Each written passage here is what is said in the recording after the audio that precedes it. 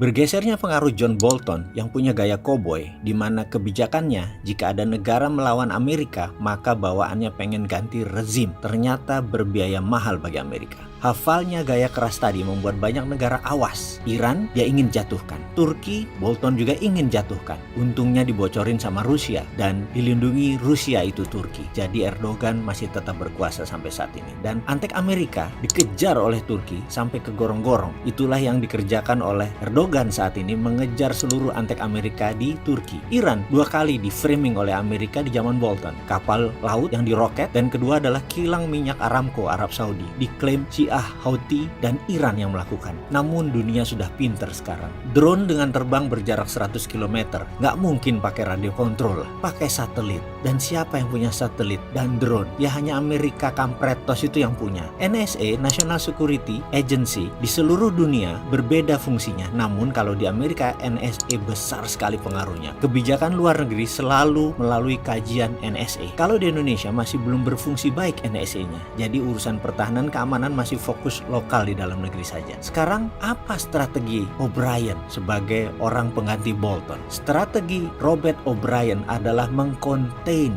atau mengkompartemenisasi Cina. Karena khusus perang Amerika pada saat ini, O'Brien tugasnya adalah mengantisipasi Cina. Kalau Bolton sifatnya konfrontatif, maka O'Brien adalah kompartemenisasi atau containment. O'Brien meniru penulis kebijakan luar negeri Amerika, George F. Kennan, dari tulisannya yang bernama Long Telegram di tahun 1949. Soviet di kala itu di-contain saja, akan mati sendiri. Itu adalah kata-kata yang terkenal dari George F. Kennan. Containment itu kalau disederhanakan, taruh saja musuh Anda ke dalam kontainer, dikotakkan. Gak usah diserang, gak usah diutak-atik. Karena faktanya Uni Soviet itu, waktu itu adalah musuhnya Amerika adalah Uni Soviet. Karena Uni Soviet itu terdiri dari berbagai bangsa, berbagai negara, berbagai etnik, berbagai sistem pemerintahan yang semua akan diubah secara komunis. Maka konflik di dalam sangat besar. Intrik politik di berbagai negara Soviet tersebut besar. Intrik di dalam partai komunis sendiri besar. Dan dalam pemerintahan besar Soviet banyak sekali perebutan kekuasaan. Jadi menurut Kennan, di containment saja pasti mati sendiri. Dan benar, Uni Soviet bubar di tahun 1991. Jadi dengan strategi containment oleh O'Brien, Cina dikotakkan. Namun beda dengan Soviet dulu. Karena Cina itu 95% satu suku, yaitu bangsa Han. Tidak beragam, partainya satu, kepercayaannya satu, Konfusius. Jadi sulit dipecah dari dalam dengan strategi containment. Jadi containmentnya yang bagaimana? Ada 4 sisi timur yang akan mengkonten Cina. Sisi utara, Jepang dipakai untuk mengkonten Cina. Lalu Korea Selatan dipakai untuk menjaga peninsula. Lalu Taiwan. Dan terakhir, menjaga Cina adalah di Asia Tenggara dan Selat Malaka. Diharapkan Indonesia.